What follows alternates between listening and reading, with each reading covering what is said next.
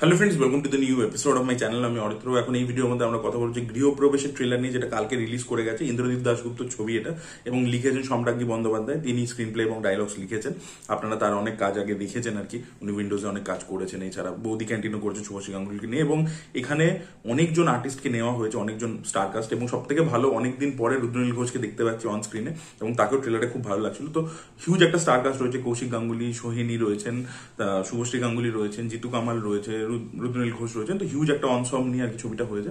তো ছবিটার যে গল্পটা আমরা ট্রেলার লেভেলে দেখতে পাচ্ছি, সেখানে আমরা দেখতে পাচ্ছি, যেটা টিজারেও দেখিয়েছিল আমাদেরকে, যে শুভশ্রী গাঙ্গুলির যে হাজব্যান্ড শাওন বলে ক্যারেক্টারটা, সে বিয়ে করার পরবর্তীতে তাকে ওখানে ছেড়ে, শ্বশুর বাড়িতে ছেড়ে চলে গেছে, হয়তো বিদেশে থাকে বা কোথাও থাকে। এবার শুভশ্রী এখানে নিজের শ্বশুর শাশুড়িকে দেখছে, এবং সে কিন্তু মানে ওর বরের কাছেও যায়নি, বড়কে নিয়ে যায়নি, ওখানে ও রয়ে গেছে এবং ওদেরকে মা বাবার মতোই সেবা করে। কিন্তু একটা মহিলা জাস্ট বিয়ে হয়ে গেছে এবং একটা বৈবাহিক জীবন যাপন করছে না, সেটা যেটা কষ্ট আছে, সেটা একাকিত্ব আছে, সেটা আমরা প্রথমে শুভশ্রীকে দেখতে পাচ্ছি আর কি। এবং তার পরবর্তীতে জিতু কামাল ওদের বাড়িতে আসছে, মেঘদূত বলে একটা চরিত্র, সে আসছে। এবং আসার পরবর্তীতে যেহেতু শুভশ্রী এই ভালোবাসাটা থেকে ডিপ্রাইভড, জিতু কামাল এবং শুভশ্রী ধীরে ধীরে ইন্টারাকশন বাড়ছে, এবং তার পরবর্তীতে তাদের মধ্যে একটা সম্পর্ক গড়ে উঠছে। এবার সেটাকে বাড়ির লোকেরা খুব ভালোভাবে একটা নিচ্ছে না, স্পেশালি রুদ্রনীল ঘোষের ক্যারেক্টারটা, সে বাকিদেরকে প্রভোগ করছে। কৌশিক গাঙ্গুলি ইনিশিয়ালি মেঘদূতকে পছন্দ হচ্ছে, শ্বশুরের ক্যারেক্টারটা, বাট তার মধ্যেও তারও মনটা পিছিয়ে যাচ্ছে, বিকজ বাইরে থেকে লোকে কমেন্ট করছে। তো আলটিমেটলি কি হবে, এবং জিতু কামাল কি আদেও জাস্ট ওই বাড়িটাতে এসছে, মানে একটা দুর্গাপুজোর ব্যাকগ্রাউন্ড আমরা দেখতে পাচ্ছি, মানে দুর্গাপুজো হচ্ছে, এবং সেই সময় আর কি এই লোকটা এসছে বাইরে থেকে। এবার সে কি জাস্ট বাড়িটাতে এসছে, নাকি সে কোনো খবর নিয়ে এসছে? বিকজ একটা জায়গাতে ডায়লগ রয়েছে যে মেঘদূত যে খবর নিয়ে আসে। তো মাইট বি এই সায়নের ক্যারেক্টারটা, যে শাওন যে ক্যারেক্টারটা, সে হয়তো বিদেশে মারা গেছে, হয়তো ওই খবরটাই ও দিতে এসেছিল, কিন্তু দিতে এসেও পরিবারটাকে দেখে ওনার রয়ে গেছে, সেটা হতে পারে। বা হয়তো ও কোনো খারাপ ইন্টেনশন নিয়ে এসেছিল, এদের কোনো ক্ষতি করার জন্য এসেছিল, বাট ধীরে ধীরে এই পরিবারটাকে দেখে ওর মধ্যে একটা ট্রান্সফরমেশন আসছে। তো সেগুলো কি হবে, সেটার জন্য আমাদেরকে ছবিটা দেখে নিতে হবে আর কি। ট্রেলারটা কিন্তু আমার খুবই ভালো লেগেছে। তার মূলত ফার্স্ট কারণ হচ্ছে ভিজুয়ালস কিন্তু খুবই ভালো। আমি প্রদীপ মুখার্জির প্রশংসা করবো, যিনি এই ছবির সিনেমাটোগ্রাফার।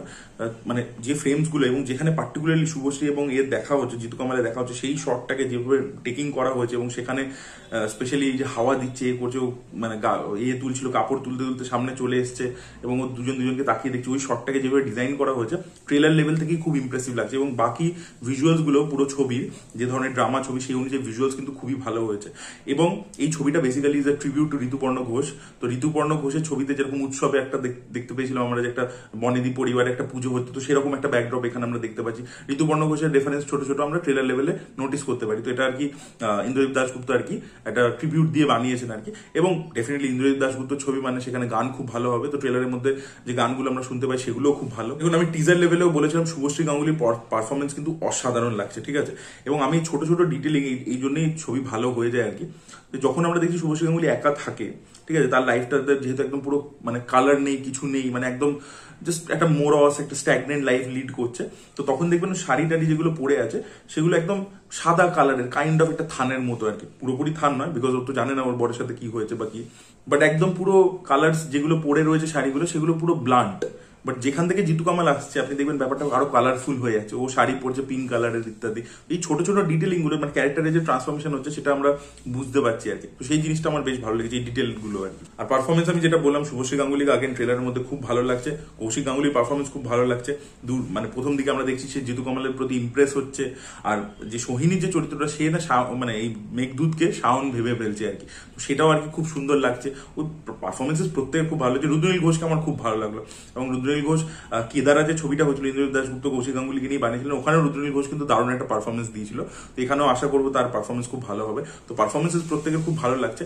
এবং জিতু কামালকে প্রথম দিকটা আমার ঠিকঠাক লাগছিল ট্রেলারের মধ্যে, বাট ট্রেলারে একদম শেষের দিকে, যেখানে এই ব্যাপারটা রিভিল হচ্ছে যে ও হয়তো একটা কিছু ইন্টেনশন নিয়ে এসছে, ঠিক আছে, যেখানে কৌশিক গাঙ্গুলি ওকে কনফ্রন্ট করছে, ওই যে পার্টিকুলার পোর্শনটা আছে ট্রেলারে একদম শেষের দিকে আসে, সেখানে দেখবেন জিতু কামাল আর কি বলছে যে আমি কোনো ক্রিমিনাল নই। ওই যে তাকিয়ে রয়েছে, চোখটা আর কি মানে ছলছল করছে, ওই জায়গাতে জিতু কামালের পারফরমেন্স পারফরমেন্সটাও ভালো লাগছে। আর এছাড়াও শুভশ্রী গাঙ্গুলির সাথে কেমিস্ট্রি ইত্যাদি যতটুকু আমরা দেখতে পাচ্ছি ট্রেলার লেভেলে, সেটাও কিন্তু ভালোই লাগছে আর কি। বাট ওই জায়গাটা পারফরমেন্সটা অনেক বেশি এলিভেটেড হয়েছে ট্রেলার একদম শেষের দিকে। আমার মনে হয় ইন্দ্রজিৎ দাশগুপ্তর আগের যে ছবিগুলো ছিল সেই ছবিগুলো ভালো, কেদারতন যেরকম আমার খুব পছন্দের ছবি, কিন্তু কথা যেগুলো খুব এক্সপেরিমেন্টাল ন্যারেটিভ ছিল, এটা অনেক বেশি স্ট্রেট ফরওয়ার্ড একটা ন্যারেটিভ, একটা পারিবারিক গল্প, যেটা কিন্তু কোথাও গিয়ে বাঙালি অডিয়েন্সের সাথে কানেক্ট করে। তো আমার মনে হয় খুব চান্সেস আছে, যেহেতু কাস্টও খুব বড়, অনসম একটা কাস্ট রয়েছে এবং শুভশ্রী গাঙ্গুলি রয়েছে, তো সেখানে কাস্টিংও অনেক বেটার, এবং তার সাথে এই ধরনের যে ড্রামা, ঠিক আছে, ফ্যামিলি ড্রামা, সেটা কোথাও গিয়ে অডিয়েন্স দেখতে পছন্দ করে। এবং যেহেতু ঋতুপর্ণ ঘোষের ছবির যে ফ্লেভারটা থাকতো, সেটা যেহেতু ট্রেলারের মধ্যে সেই এসেন্সটা ক্যাপচার করতে পারছে, তাহলে আমার মনে হয় যে এই ছবিটা কিন্তু হলে একটা চলবে, এটা ভালো পারফরমেন্স দেখাবে আর কি। এবং যে সময়টা আসছে আশেপাশে ওরকম কোনো বড় ছবির সাথে ক্ল্যাশ ইত্যাদির ব্যাপার নেই, তো আমার মনে হয় কোথাও গিয়ে না এই ছবিটা ভালো একটা ব্যবসাও করে নিতে পারে আর কি। ধরুন ব্যবসাটা তো সবসময় বড় কথা নয়, বাট আর্টিস্টিক যে ব্যাপারটা সেইটা কিন্তু পুরো ট্রেলারটার মধ্যে ভিজিবল, সেটা পারফরমেন্স হোক, সেটা ভিজুয়ালস হোক, সেটা এই যে ছোট ডিটেলিং গুলোর কথা বললাম সেটা হোক, সেটা মিউজিকে হোক, সব দিক থেকে কিন্তু ট্রেলারটা একটা ফুলফিলিং ট্রেলার হয়েছে। এবং প্রত্যেকটা ডায়লগস কিন্তু খুব ভালো। এই যে মেঘদূতের ডায়লগটা বললাম, মোটা থেকে শুরু করে, আর যেখানে শুভশ্রী গাঙ্গুলি বলছে কৌশিক গাঙ্গুলিকে যে আচ্ছা আমার হাজবেন্ড যে আমাকে এখানে রেখে চলে গেল, সেটা নিয়ে তো কেউ কথা বলে না। তো মানে মহিলাদেরকে নিয়ে আজকের দিনেও 2025-এ দাঁড়িয়েও, ঠিক আছে, মানে কে কোনটা করতে পারবে কি পারবে না, সেটা আর কি পুরো লাইন্স টানা রয়েছে। তো সেটাকে কোনো মহিলা যেই সেটাকে ক্রস করছে, তখনই লোকে কোয়েশ্চেন করতে শুরু করছে। তো সেই ব্যাপারগুলো কিন্তু খুব সুন্দর করে উঠে এসেছে, বাট খুব সাটেল ভাবে সবকিছু, মানে একদম মানে যেভাবে মেইন স্ট্রিম ছবির মধ্যে হয় না যে একদম পুরো সবকিছু বুঝিয়ে দেয়, সেভাবে আন্ডারলাইন করে বোঝানো নয়, বাট একটা সাটেলিটি মেনটেন করে কিন্তু খুব সুন্দর সুন্দর বক্তব্য তুলে ধরা হয়েছে। তো এই জিনিসগুলো আমরা সম্রাজ্ঞীদের কাজে দেখতে পাই। বৌদি ক্যান্টিনও এরকম কিছু ভালো ডায়লগ ছিল। তো যাই হোক, তো really looking forward to this film. আমার তো পার্সোনালি খুব ভালো লেগেছে গৃহপ্রবেশের ট্রেলার। আপনাদের কি মতামত অবশ্যই কমেন্টে জানাবেন। এই ভিডিওটা ভালো লেগে থাকলে লাইক করুন, শেয়ার করুন, চ্যানেলকে সাবস্ক্রাইব করতে ভুলবেন না। Bye bye.